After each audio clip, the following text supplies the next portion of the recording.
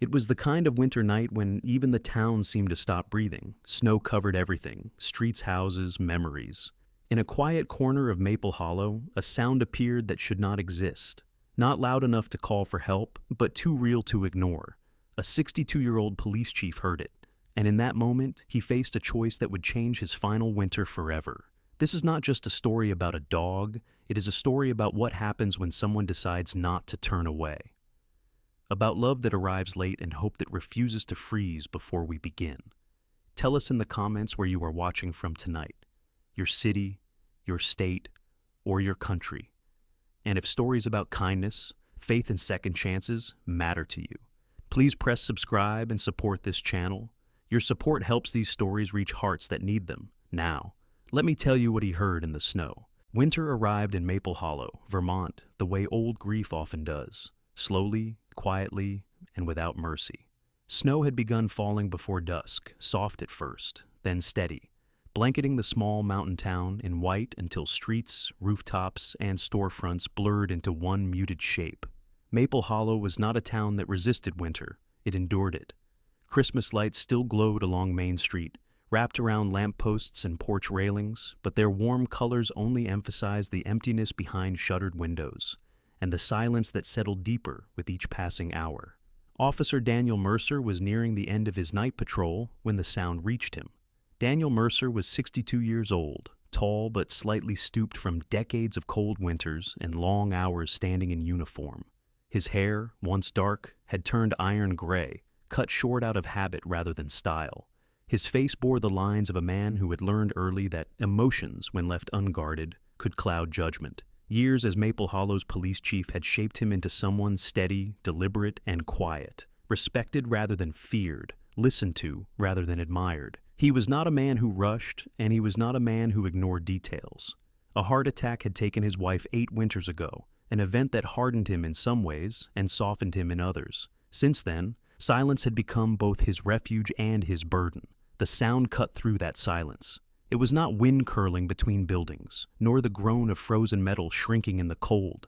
It was thinner than that, fragile, a sound too weak to demand attention, yet too real to dismiss. A broken cry, uneven and brief, like breath escaping a body that could not afford to lose any more warmth. Daniel stopped walking. Snow creaked beneath his boots as he turned off the engine of his patrol truck. He waited, breath fogging the air, listening not with urgency, but with the patience of someone trained to separate imagination from reality. The sound came again. Daniel closed his eyes for a moment, then opened them and followed it. It led him behind an abandoned warehouse at the edge of town, a structure left behind when the lumber mill shut down nearly a decade earlier. The building sagged under the weight of years and neglect, its loading dock buried beneath drifts of snow. A single street lamp nearby cast a pale yellow circle onto the ground, barely strong enough to cut through the falling flakes. That was where he saw the dog. The German Shepherd puppy was chained to a rusted iron stake driven into the frozen ground. She was no more than 5 months old, her body still lanky with youth, ribs faintly visible beneath a thickening winter coat that had already begun to clump with ice. Her fur was a mix of black and tan, once glossy, now dulled by cold and neglect. Snow had gathered around her legs, nearly swallowing her paws, and her movements were slow, cautious, as if each step required more strength than she had left. The chain was short, allowing only a narrow circle of movement. Within that circle, the snow was packed flat by repeated pacing, a ring of desperate footprints carved into the ground. A plastic bowl lay tipped on its side nearby, frozen solid, its contents long gone. There was no shelter, no bedding, nothing to break the wind that swept across the open lot. Daniel stood still. In his 40 years of service, he had seen bodies pulled from wreckage, families shattered by violence, and lives altered in moments that could not be undone. He had learned how to compartmentalize suffering, how to catalog it, how to survive it. But this was different. This was waiting. Bare, patient, unrelenting waiting, offered by a creature that did not understand cruelty, only endurance. The puppy lifted her head when she sensed him. Her ears, too large for her young skull, twitched weakly.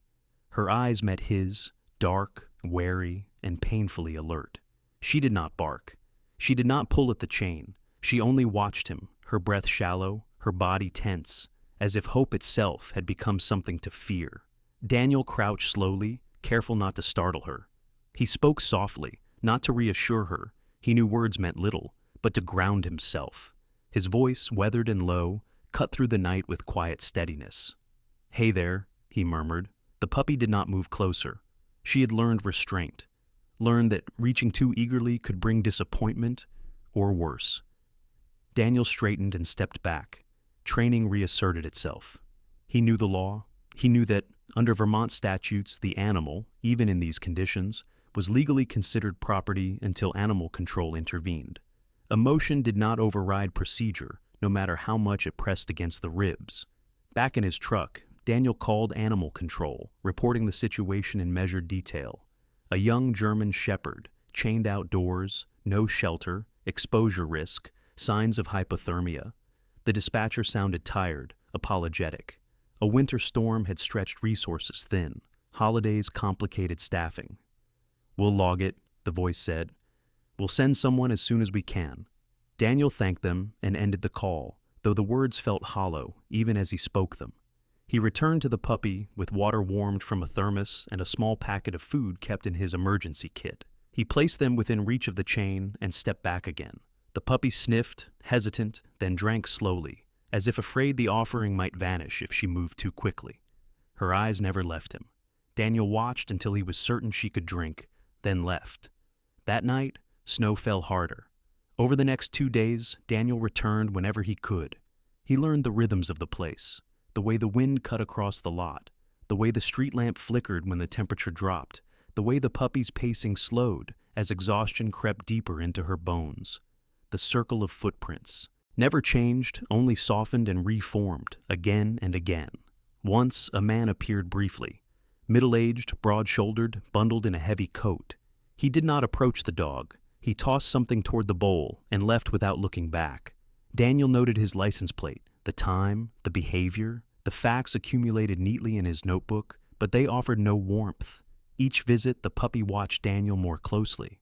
She learned the sound of his boots, learned that he did not raise his voice, learned that he did not leave immediately. Still, she did not trust him. By the third night, the cold had sharpened. Weather reports warned of an incoming Arctic front, the kind that did not wound, it ended things. Daniel stood once more beneath the street lamp, snow collecting on his shoulders, watching the puppy lower herself slowly to the ground, conserving energy the way instinct demanded. Her breath clouded faintly, too faintly. Something tightened in his chest, not fear, but recognition. This was not a case file. This was a decision waiting to be made, and Winter, relentless and indifferent, was already making its own choice. The law had taught Daniel Mercer many things over the years, but above all, it had taught him patience. Patience with people, with systems, with outcomes that refused to bend to urgency. It had taught him that acting too quickly could unravel everything that followed. That procedure, when followed properly, protected not only the innocent, but also the one making the choice. It was a lesson carved into him through decades of reports, hearings, and nights that ended in questions no one wanted to answer. That lesson followed him back to the abandoned lot the next morning. The snow had stopped sometime before dawn, leaving behind a brittle cold that settled into bones and stayed there. Maple Hollow looked frozen in time, its streets empty, its storefronts locked behind frosted glass.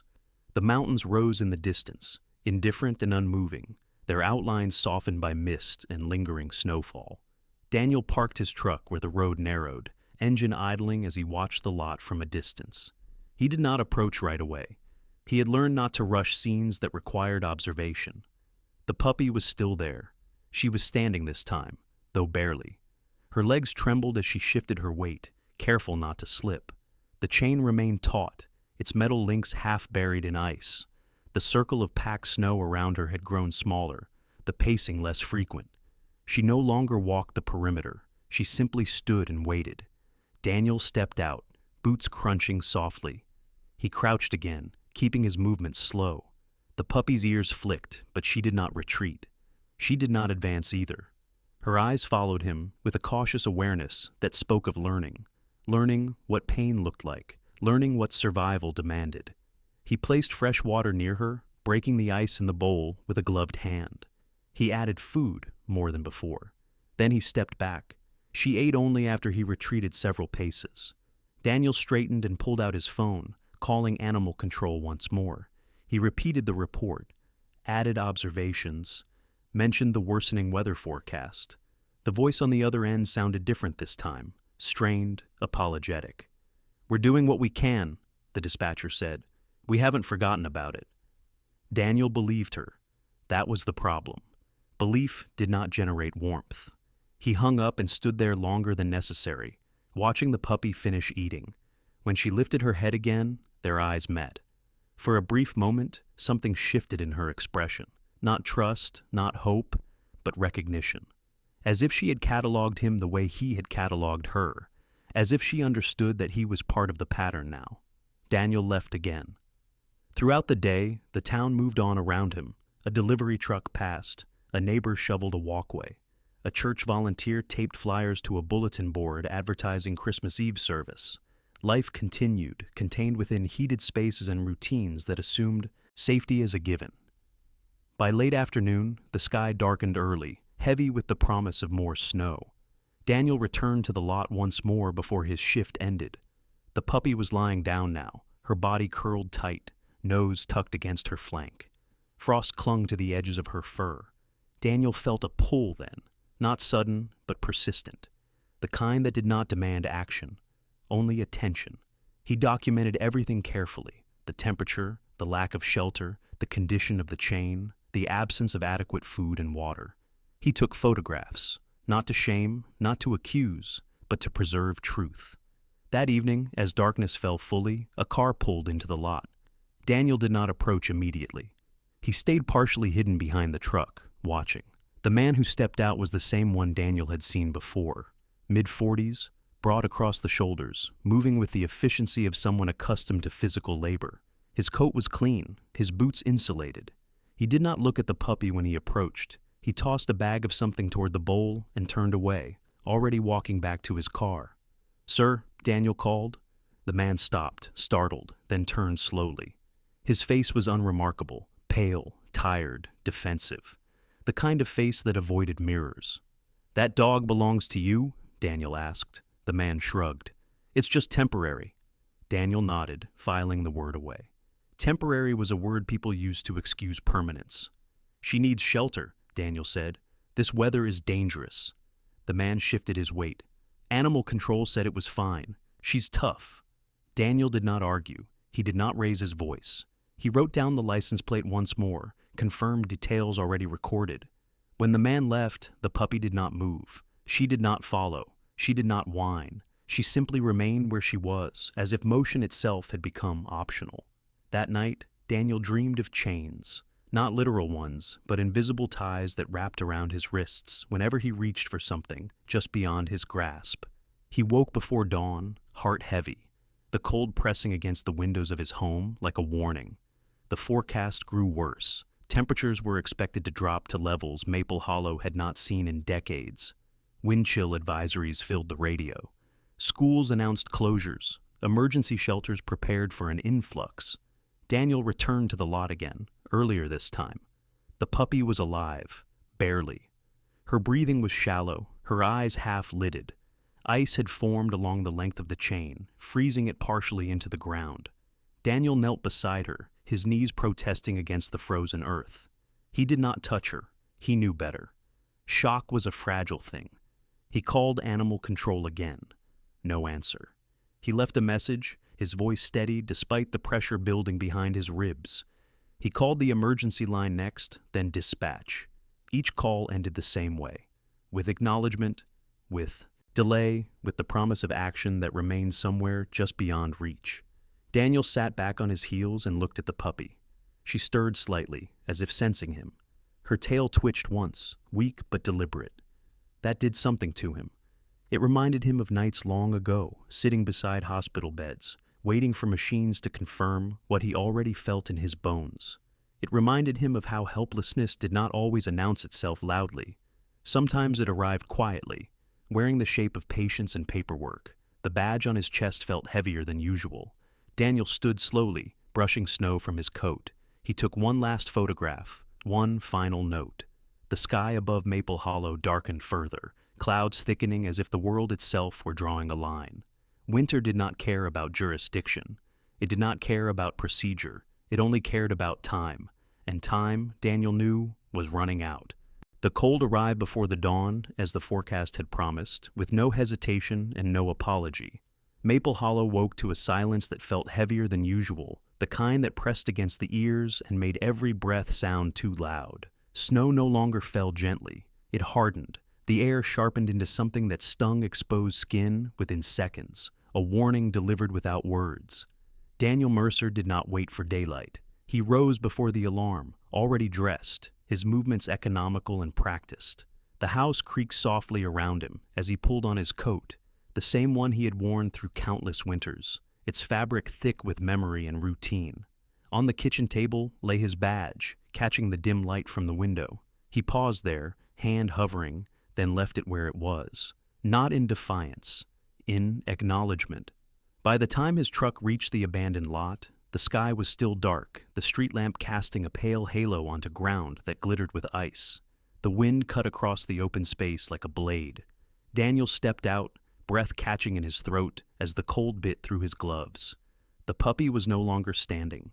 She lay curled against the base of the iron stake, her body unnaturally still. Frost clung to her whiskers. The chain, once loose enough to rattle when she paced, was frozen solid into the ground, its links encased in ice. Daniel dropped to his knees despite the shock that shot through his joints. He leaned close, searching for movement. There it was, a shallow rise, a faint fall, so slight he had to steady himself to be sure it wasn't imagination. "Hey," he whispered, voice barely audible over the wind. Her ears twitched once, that was all. Daniel pulled out his phone with stiff fingers and dialed animal control again, straight to voicemail. He tried dispatch next, then the emergency line. Each call ended the same way, with recorded voices, delays, systems stretched thin by storms and holidays and distance. The wind howled harder. Daniel sat back on his heels, breath ragged, and looked at the puppy. She had reached the point where instinct could no longer compensate for exposure. Her body had begun to shut down, conserving heat by abandoning motion, waiting, in the simplest sense of the word. This was the moment procedure never prepared him for. Daniel reached into his coat pocket and touched the metal of his badge through the fabric. He did not take it out. He did not need to see it to know its weight. He stood, moving quickly now, and returned to his truck. From the back compartment, he retrieved a pair of heavy-duty metal cutters, tools he had once used to free a trapped deer from fencing along a rural road. He grabbed an old wool blanket next, red and green with faded Christmas patterns, folded neatly despite its age. It had belonged to his wife, dragged out year after year, until grief had finally relegated it to storage. Back at the stake, Daniel knelt again. He did not touch the puppy. Yet. He spoke to her, quietly, steadily, the way he had learned to speak to people on the edge of panic. "I've got you," he said. "Just stay with me." The metal cutters bit into the frozen chain with effort. The sound echoed sharply in the empty lot, a clean snap that felt louder than it was. The chain fell away from the stake and landed in the snow with a dull thud, heavy and final. For a moment, nothing happened. Then the puppy tried to move. Her legs buckled immediately, her body folding forward until her head rested against Daniel's knee. He caught her gently, careful not to jostle her fragile warmth. She weighed less than she should have, too light, too still. Daniel wrapped the blanket around her, tucking it tight against her chest, shielding her from the wind. Her breathing stuttered, then steadied slightly as if the sudden absence of restraint had confused her senses. He lifted her carefully, cradling her against his coat. Her body radiated cold through the fabric. Daniel held her closer, ignoring the numbness spreading through his arms. The drive to the veterinary clinic felt longer than it ever had. Snow reduced visibility to a few yards. The road was nearly empty, save for plows working the outskirts of town. Daniel kept one hand steady on the wheel, the other pressed protectively against the puppy's side, monitoring the faint rhythm beneath the blanket. "Stay with me," he repeated, not knowing whether he was speaking to her or to himself. The clinic lights were on when he arrived, glowing like a beacon against the white darkness. Inside, the air was warm, almost shocking after the cold. A young veterinary technician hurried forward, eyes widening when she saw the bundle in Daniel's arms. They worked quickly. A veterinarian, middle-aged, calm, with tired eyes and steady hands, took over, checking temperature, pulse, reflexes. The puppy was placed on warming pads, IV fluids prepared. "She's hypothermic," the vet said, severely, "but she's still fighting." Daniel sat down hard on a plastic chair, knees shaking now that the urgency had nowhere else to go. He watched through the glass as they worked, the puppy's small body dwarfed by equipment designed for animals much larger. Minutes stretched. Finally, the vet returned, pulling off gloves. "She's stable," she said. "Not out of danger, but she's alive." Something loosened in Daniel's chest then, a breath he hadn't realized he'd been holding. He nodded, unable to speak for a moment. "We'll need to keep her here," the vet continued. "At least overnight, possibly longer. The holidays have us stretched thin.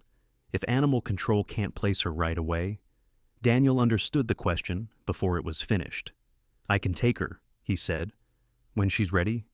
The vet studied him for a second, then nodded. "All right." By the time Daniel stepped back outside, the sky had begun to lighten, the storm easing just enough to reveal the shape of morning. Snow still covered the lot where the iron stake stood, the broken chain half buried where it had fallen. Daniel looked at it once more before turning away. Winter had made its choice, so had he. The storm did not end when Daniel Mercer pulled away from the veterinary clinic. It merely changed its shape. Snow continued to fall, lighter now, but relentless, sweeping across the windshield in thin sheets that caught the headlights and dissolved into glare. Maple Hollow was waking slowly, its streets still half asleep beneath drifts and ice. The mountains loomed in the distance like silent witnesses, unchanged by human urgency. Daniel drove carefully, both hands on the wheel, the heater running low. He was alone now. The puppy remained at the clinic, wrapped in warmth and wires and professional certainty. The absence of her weight in his arms felt strange. Lighter, yes, but also hollow, as if his body had adjusted too quickly to carrying responsibility. Back home, Daniel hung his coat by the door and stood still for a long moment, listening to the quiet. The house smelled faintly of old wood and cold air, familiar and unchanged. It was the kind of quiet he had once welcomed, the kind that made grief manageable by spreading it thin over time. Now it felt provisional, like a pause that would soon end. He did not sleep. Instead, he sat at the kitchen table and wrote. He documented the events of the night with precision. Timestamps, temperatures, observed conditions, the failure to reach animal control, the decision to intervene. Each sentence was measured, neutral, stripped of emotion. It was how he had always written reports, facts arranged so clearly that they left no room for doubt.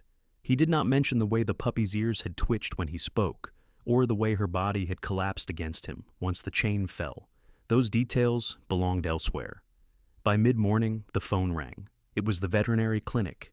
The veterinarian, Dr. Elaine Porter, a woman in her early 50s with silver-threaded hair pulled back in a practical knot, and the calm demeanor of someone who had learned not to dramatize survival, spoke evenly. The puppy had made it through the night. Her core temperature was rising slowly. She had not eaten yet, but she was responsive. "She's stable," Dr. Porter said, "still fragile, but she's fighting." Daniel thanked her and ended the call, his hand resting on the table long after the line went quiet. By noon, the storm intensified again. Roads closed, schools remained shut.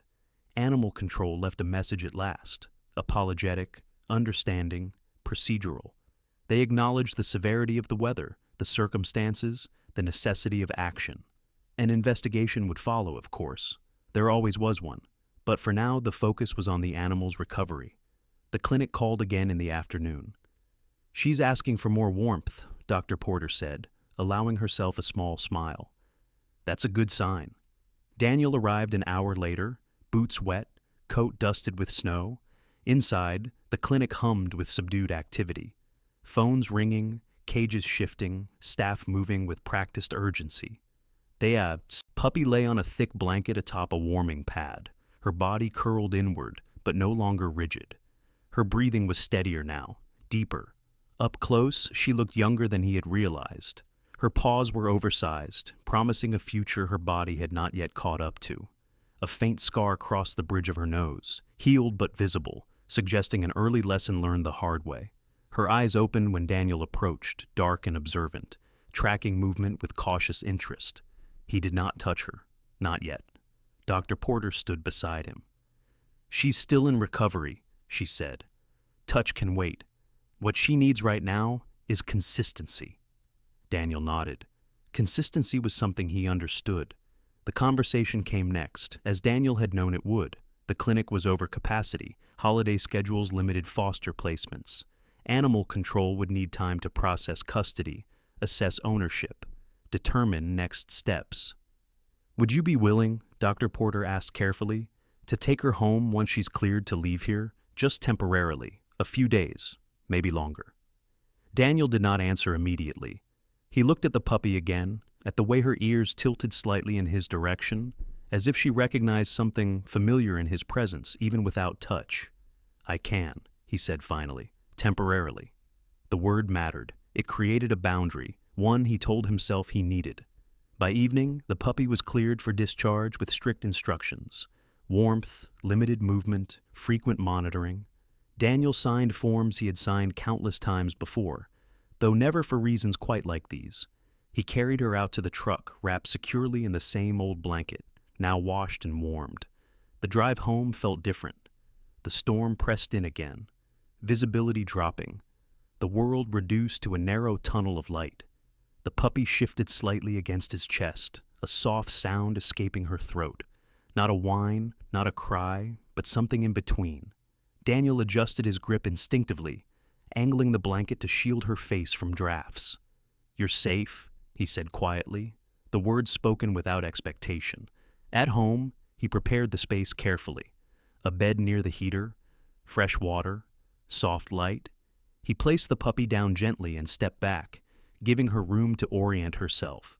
She did not move much, but she watched everything, his hands, his feet, the doorways.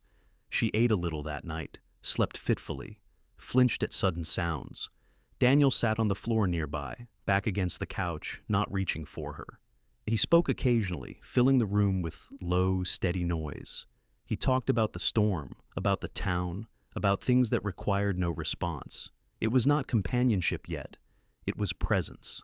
Later, when the house settled into deeper quiet, Daniel lay awake in his bed, listening to the faint sounds from the living room.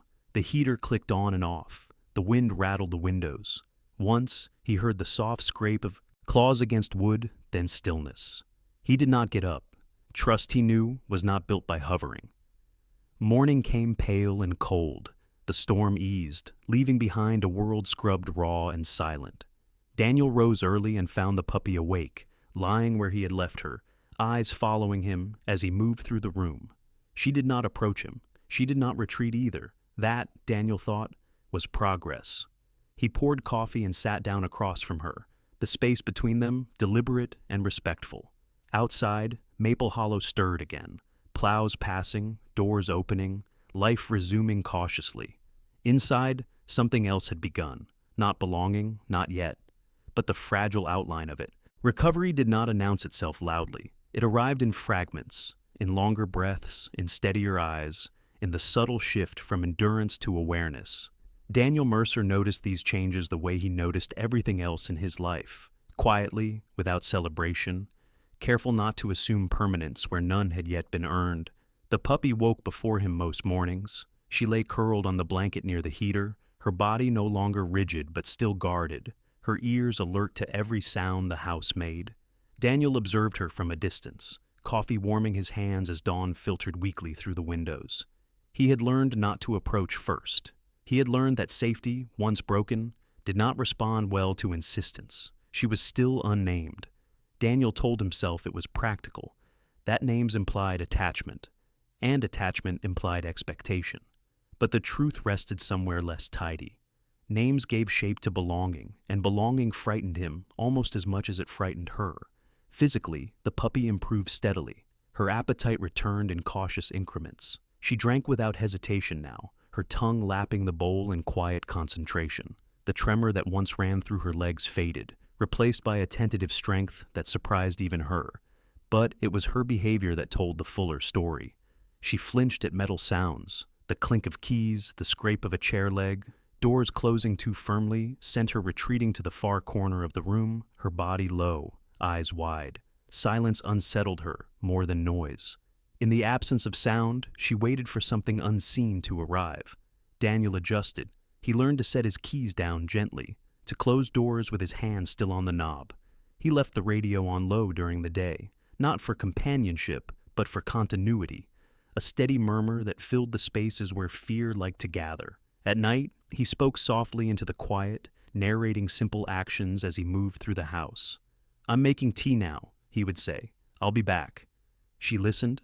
Daniel sat on the floor often, back against the couch, arms resting loosely at his sides. He did not reach for her. He did not beckon. He allowed his presence to exist without demand.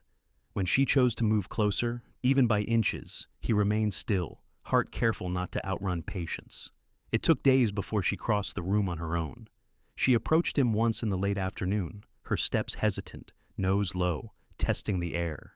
Daniel felt her before he saw her, the faint warmth near his knee, the whisper of fur brushing fabric. He did not move. He did not look down. He let the moment pass as it came, unmarked by reaction. When she retreated again, he exhaled slowly. That night, he dreamed of his children when they were young, how they had once slept on his chest during storms, trusting his steady breathing to anchor them.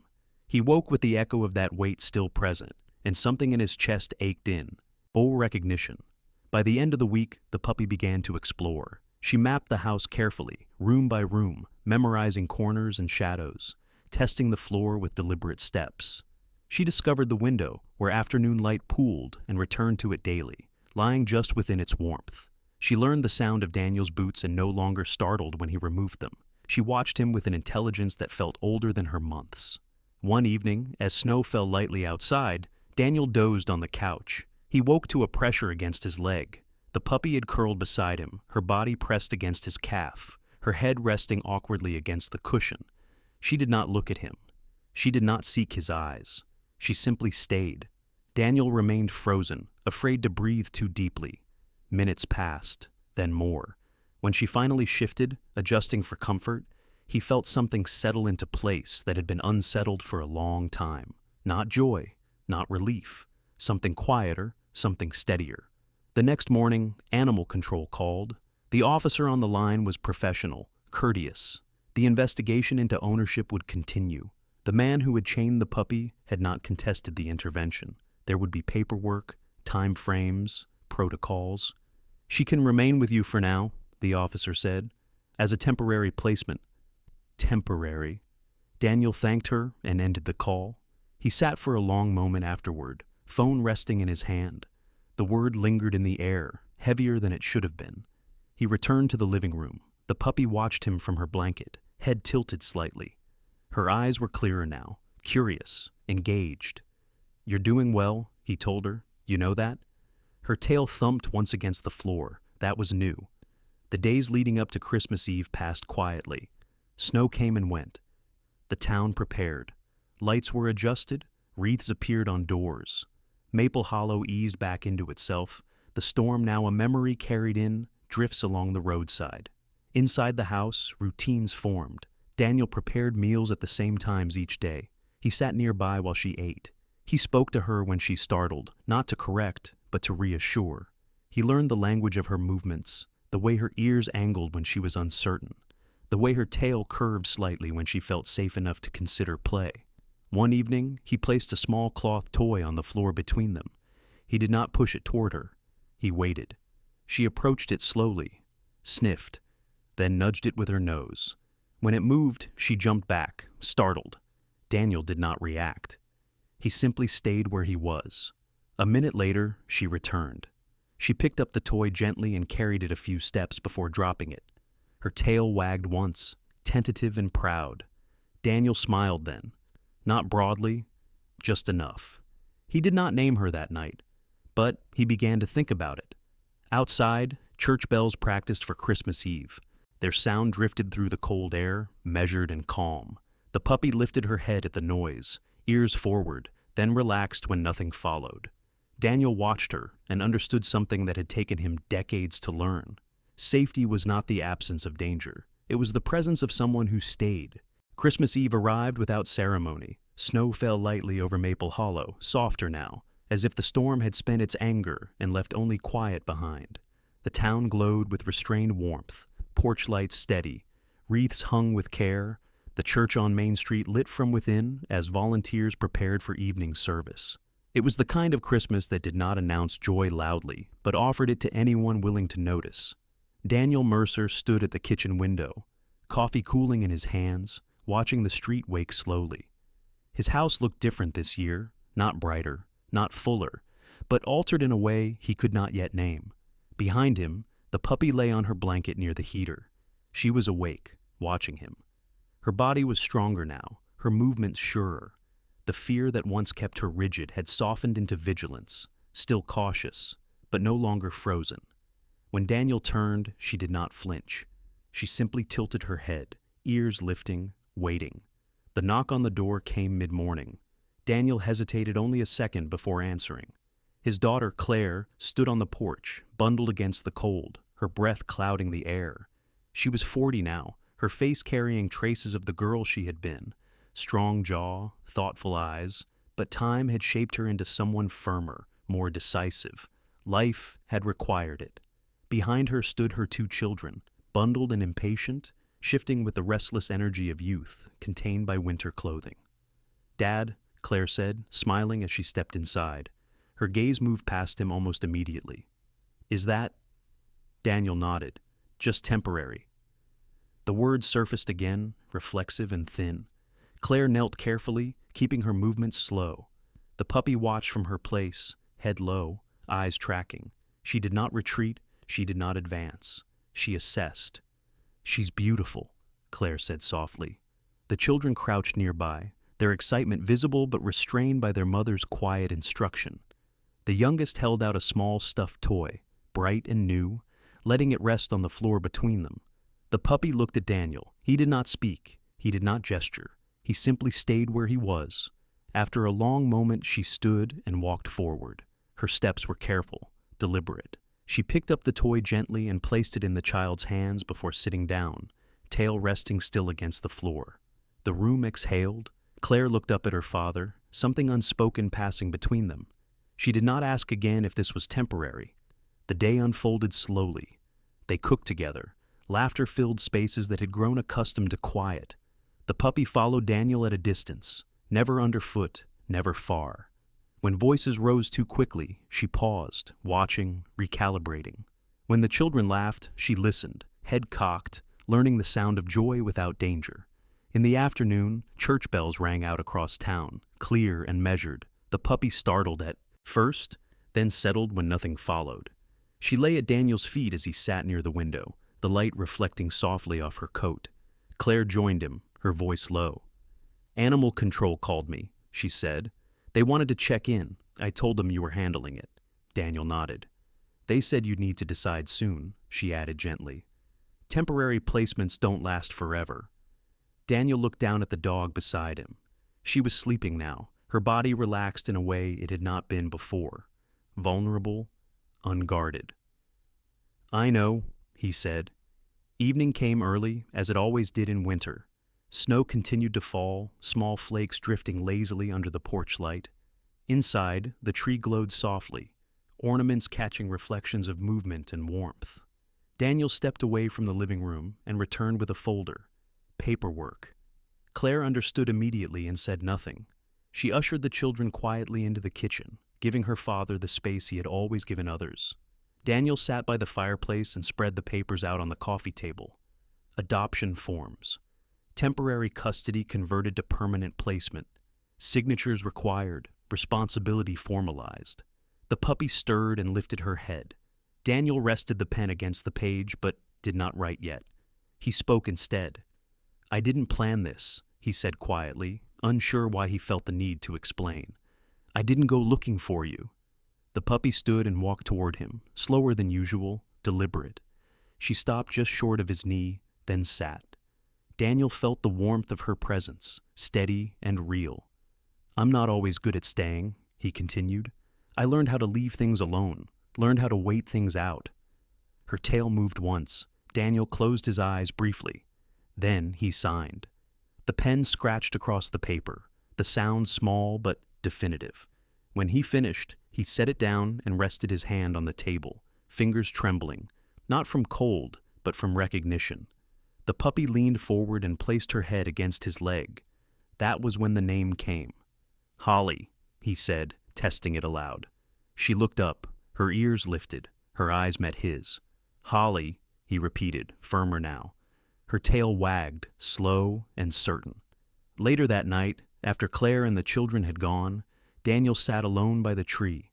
Holly slept beneath it, lights casting soft colors across her fur. Outside, the snow had stopped completely. The town lay still, wrapped in peace. Daniel thought of all the winters he had endured by standing apart from them, of all the moments he had survived by not reaching. He understood now that Christmas had not found him because he was ready. It had stayed because he was willing. And that, he realized, was enough. The lesson of this story is simple but powerful. God does not always send miracles as thunder or fire. Sometimes he sends them as a quiet sound in the snow, a moment when the heart is asked to choose compassion over comfort, action over waiting, love over fear. In our daily lives, we often believe we are too late, too tired, too broken, too busy. But this story reminds us that as long as we are breathing, it is never too late to do what is right. The police chief did not save the dog because he was perfect. He saved her because he listened. And when he listened, he became the answer to a prayer he never heard spoken. God often works through ordinary people in ordinary moments when we choose not to turn away. If this story touched your heart, please share it with someone who may need hope today. Leave a comment below and tell us what this story made you feel. If you believe that kindness is still a miracle in this world, please support this channel by subscribing. Your support helps us continue sharing stories of faith, love, and second chances. May God bless you. May He protect your family. May He warm your heart in every cold season of life. If you believe in this message, please comment Amen below. Thank you for being here, and thank you for supporting this channel.